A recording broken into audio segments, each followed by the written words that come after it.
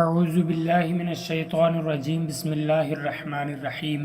رمضان المبارک کے آخری عشرے کی خصوصی فضیلت اور اہتمام کے متعلق ہمیں تفصیل احادیث مبارکہ سے ملتی ہے۔ ویسے تو تمام رمضان المبارک کو دیگر ایام پر فضیلت حاصل ہے، مگر اس ماہ کے آخری عشرے کی خصوصی فضیلت اور اہتمام احادیث مبارکہ سے واضح ہوتا ہے۔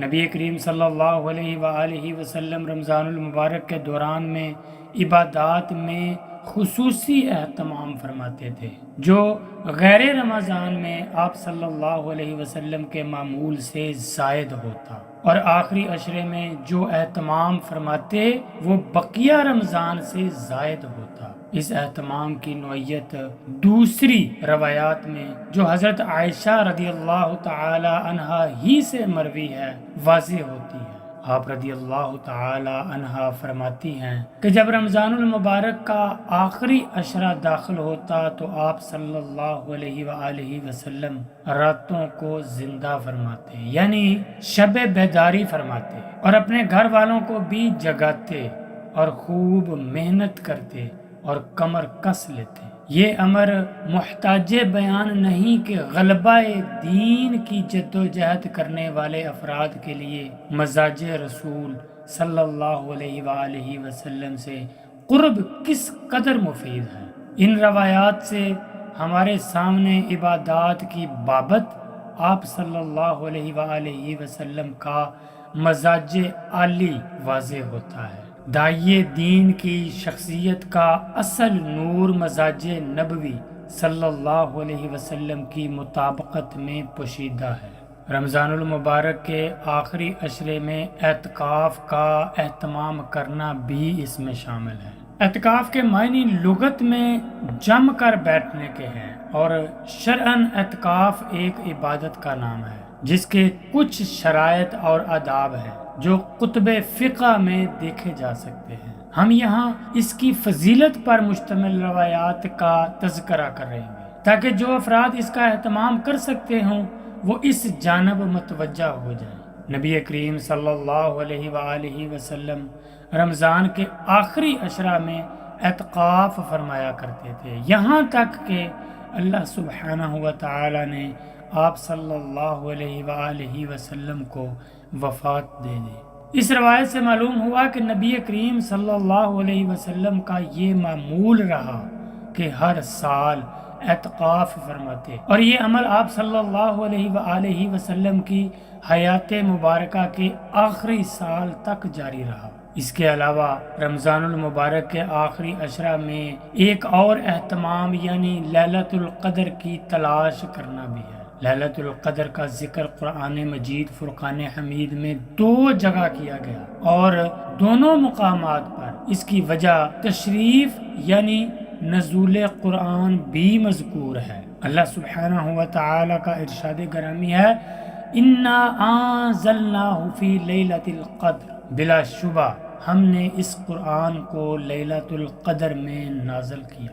اور سورۃ الدخان میں فرمایا، اِنَّا أَنزَلْنَاهُ فِي لَيْلَةٍ مُبَارَكَةٍ، بے شک ہم نے اس قرآن حکیم کو نازل کیا ہے برکت والی رات میں۔ اور آپ صلی اللہ علیہ وآلہ وسلم نے اپنا فرض منصبی ادا کرتے ہوئے اس کی تعیین فرمائی کہ لیلۃ القدر کو رمضان کے آخری عشرے میں تلاش کرو، اور دیگر روایات طاق راتوں یعنی 21، 23، 25، 27 اور 29 کے تعین پر بھی مشیر ہیں۔ اثر عن ابن عباس رضی اللہ تعالی عنہ، ایک روایات میں حضرت عائشہ رضی اللہ تعالی عنہ سے مروی ہے کہ انہوں نے رسول اللہ صلی اللہ علیہ وسلم سے سوال کیا کہ اگر مجھے معلوم ہو جائے کہ کون سی شب قدر ہے تو میں اس میں کیا دعا کروں، تو آپ صلی اللہ علیہ وآلہ وسلم نے یہ دعا تلقین فرمائی، اللہم انکا عفو کریم تحب العفو فاعف عنی۔ رمضان المبارک کے آخری عشرہ میں نیک اعمال کی کثرت بھی کرنی چاہیے۔ ماہ مبارک میں خصوصیت کے ساتھ نیک اعمال کی کثرت کرنی چاہیے۔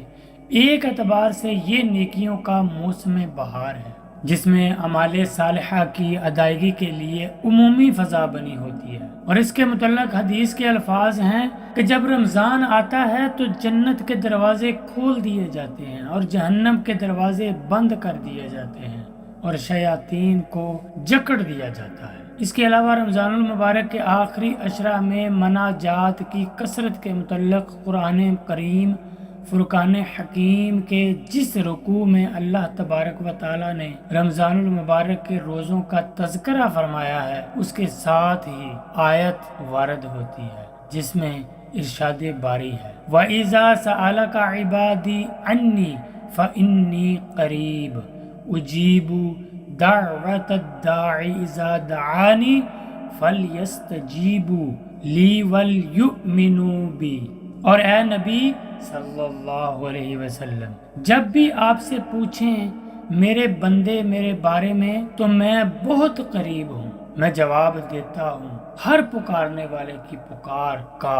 جب بھی وہ مجھے پکارتا ہے بس انہیں چاہیے کہ وہ بھی مجھے لبیک کہیں، میرا کہا مانیں اور مجھ پر ہی ایمان رکھیں۔ اس مقام پر اس آیت کے وارد ہونے سے مفسرین نے استدلال کیا ہے کہ رمضان المبارک میں دعاؤں کا، مناجات کا خاص اہتمام کرنا چاہیے۔